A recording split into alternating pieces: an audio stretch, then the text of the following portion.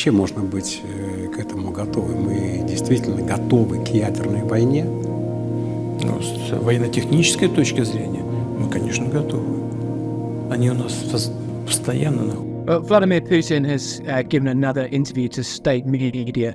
This comes hotly on the heels of his State of the Nation address last month, where he repeated claims that an escalation in Ukraine would potentially see us descend into World War III and nuclear fallout. He's repeated those warnings today. They're fairly chilling, they're fairly stark, but they're not new. He's repeatedly warned the West that he has nuclear weapons, he has the capability to use them, and that his nuclear troops are on constant standby. It's a lot of saber rattling, and the West have been used to this ever since Russia invaded Ukraine in 2022. It's something that military intelligence and analysts across Europe will obviously take heed of and bear it in mind, but it's very much rhetoric based around the context of the presidential elections which are taking place in Russia later this week. And is there a sense that as Ukraine has ramped up its kind of drone attacks and it been making some headway in terms of a technical attempt to take the fight to Russia, that maybe there's a response from Putin that's to say, look, we're serious and this is not going to be the defense that you've managed in the first couple of years of this war. We're getting serious now. It's quite clear that Russia is starting to make battlefield gains.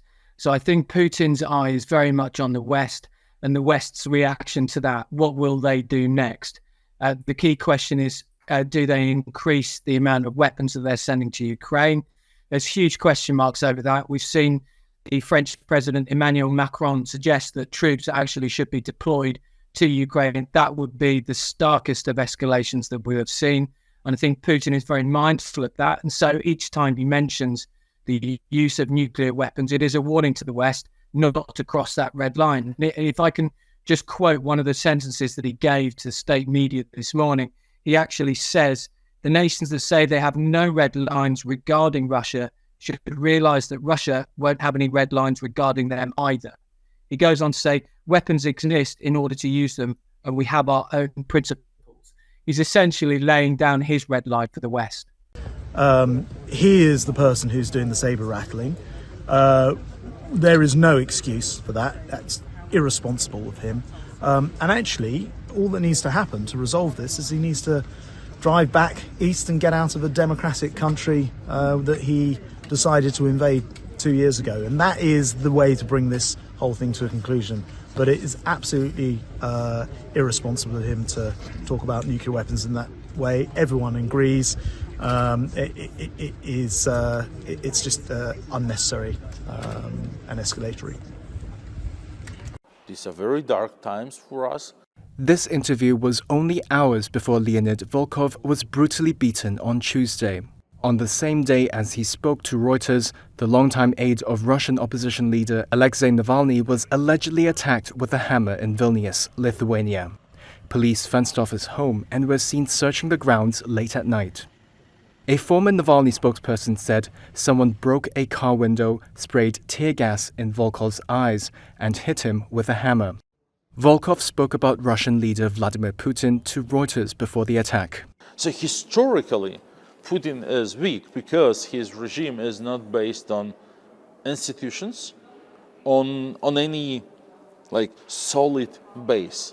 But in the moment, this dying dinosaur is very strong and can cause enormous damage. That's what we've seen in the last 2 years in Ukraine, and that's what we've seen in the situation of the murder of Alexei Navalny. And we have absolutely no doubt, it's beyond reasonable doubt, that it was Putin's personal order to kill him on February 16th. This comes just after a recent attack on an ally of Alexei Navalny. Leonid Volkov was attacked with a hammer in Lithuania.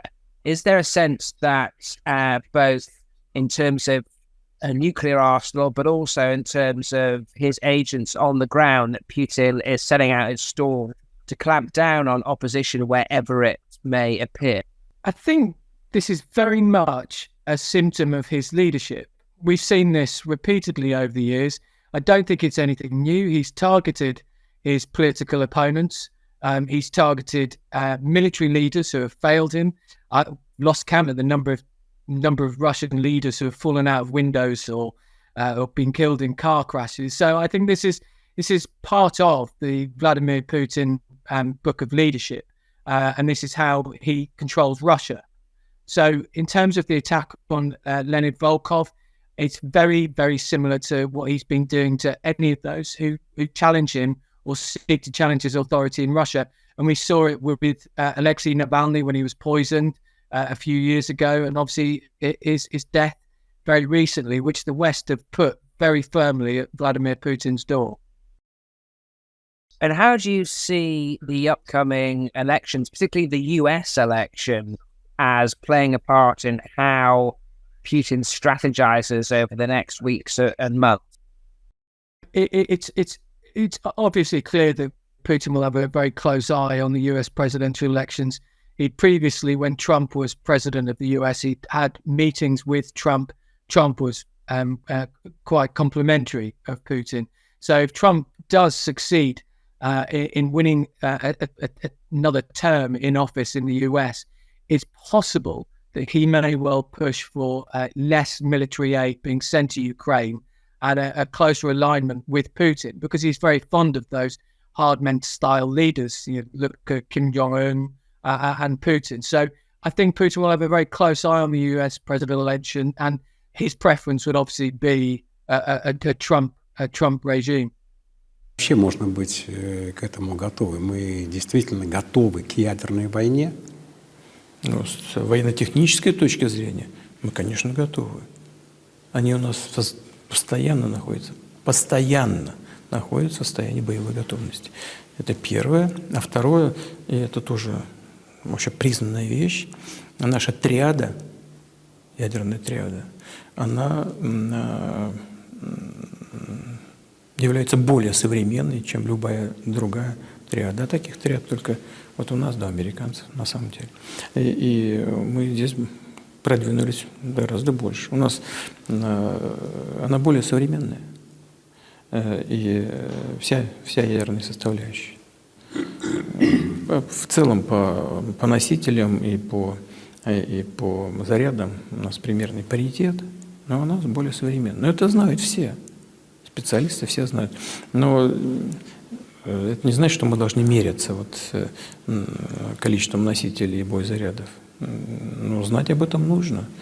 И те, кому нужно, повторяю, экспертам, специалистам, военным,